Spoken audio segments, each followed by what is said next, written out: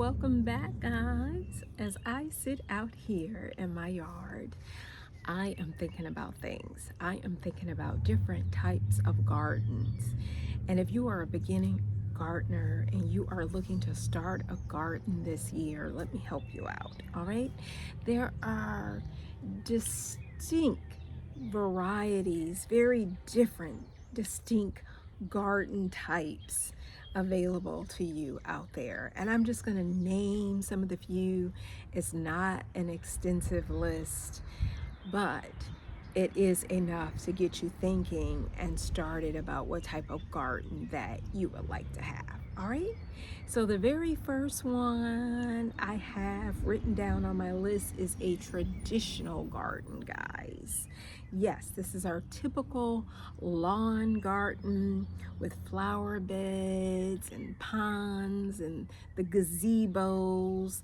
This will probably be your classic garden that you may start first. All right, that's probably the first place that you will start. What you know how to do, what we see. It's very classic. But there are many, many more. My second thing on my list is a prairie garden, guys. Yes, this is your garden that gives you that wild look. Think of a prairie, think of lush. Yes, so it will be to set up to attract wildlife and butterflies, that very tall lush garden that you think of when you think of prairie living. Okay, so think of high grasses when you think also about prairie gardens. All right, number 3 is a Mediterranean garden. Yes, a Mediterranean garden. Think of your citrus trees and your drought tolerant plants. Think of your aromatic herbs. Yes, like the lavender, all of that good stuff. Think of using terracotta pots. When you think of Mediterranean garden, I think you're getting that style, right? Think of maybe Italy or Greece or somewhere where they're using stones and those terracotta pots. So that is your Mediterranean garden. And the very fourth one is your contemporary garden, guys. Think of your outdoor living spaces. All right, so think very modern. What's going on out there, especially if you are in the United States? Think of modern and think of how we have created living spaces, outdoor living spaces where we can just lay back. All right, so that would be your contemporary garden. And then number 5 would be your gravel and your rock gardens. All right, so think of those zen-like gardens with the rocks and the stones. Yeah, more stones. Think of plants where they're drought resistant. When I think of rock and gravel gardens, I think of those things that are drought resistant because it's there, right there in the rocks. And so you think of arid climates. All right, so what about, which brings me to when we talk about Zen, our Japanese gardens. Yes, think of tea houses, right? Japanese style. Think of stone lanterns in the garden. All right, think of rocks, but the use of rocks for the elements of tranquility, using the elements of those rocks for tranquility and zen. Think of carefully pruned trees. All right, so Japanese. All right, very carefully pruned. Everything looks like it is carefully placed. Yes, and then you have a place, you have your little tea house. All right, moving on to number 7 I have on my list is formal gardens. Manicured plants, Manicured hedges is what you want to think about when you think of formal gardens. You want to think about sculptures. Think of shapes when you think about formal gardens. So geometric shapes and symmetry.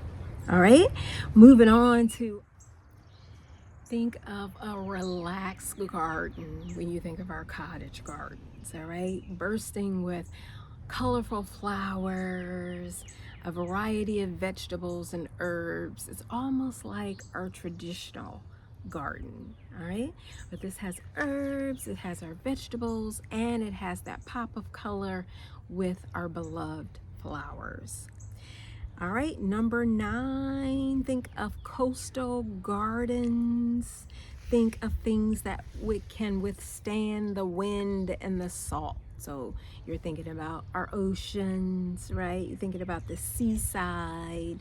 So you think of seaside decorations, things that you might see at a coastal garden, maybe in Florida if you're in the States, and think of hardy plants. All right. Number 10 is our urban garden. So you want to think of enclosed spaces. You want to think of courtyards when we say urban garden, because you are thinking about like saving space. So think of New York rooftops and vertical gardens and our rooftops. So when you're thinking of urban, you're thinking of courtyard style, something very, very small.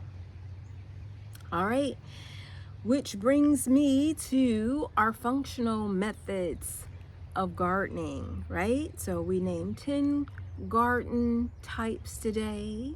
As I said, it's not an exhaustive list, but it makes me think also, if you are going to start a new garden, that you have to think very functional, which will help you to plan out which kind of garden that you want. So think functional. Think, like I said, if you don't have space, that you can do a cottage style garden, or you can just use a kitchen based garden. So you're using your window sills and your window boxes. All right, so that is your kitchen gardens. It would be dedicated for growing your herbs and your veggies. All right, so your food. Vertical gardens, they use the trellises, right? So if you have a vertical garden, you are going to use a trellis, which is going up, which is also saving space, and you can put these trellises inside of your container. So if you want to save some space and think about trellises, all right, so that's going to maximize your space. Also think hanging baskets, like if you have a deck or a patio or a balcony, and also growing on the walls, right? Think of a living garden. Yes, a living garden wall. So this is where you actually put your live plants inside of maybe like a picture frame. So I've been thinking about making this. Maybe I'll make one and here on the channel so you guys can see me do that. But that is where you put your plants and you just lay it out, them all out together, but they're closely knit. So you have a living wall, garden wall. Also think about container gardening, using pots on balconies and patios like we discussed. So that would be your functional gardening. Think of rain garden, which is designed to absorb water. Yes, so we don't waste any water. You can get some rain barrels. Yes, and I'll do another video on how to get yourself some free rain barrels so you can catch your own rainwater. So think about your gutters and catching and absorbing your water or the rainwater. Okay. Also, wildlife and pollinator gardens, guys. These are to attract your bees and your butterflies and attracting your birds. All right. So if you look through the shorts, I have so many flowers, and some of the flowers that are in the shorts, they are flowers that actually will attract butterflies, right? They are the pollinator flowers that you want to incorporate that you want to have a must-have in your garden. All right, so these are some things to consider, guys. Yes, these are things to consider. So you can decide to create the garden of your dreams. Believe it or not, it can be really, really simple. And if you like videos like this, I ask you to come back because we'll be talking more. It is spring where I live, and we will be out in the garden talking about our beautiful flowers. Yes. So I ask you to like the video if this has resonated with you. I ask you to subscribe. I ask you to share the video, let people know that this new channel is here. All right? I want you to be well. I want you to be safe. I want you to love on one another. Yes. And I love you so much, and I'll see you soon.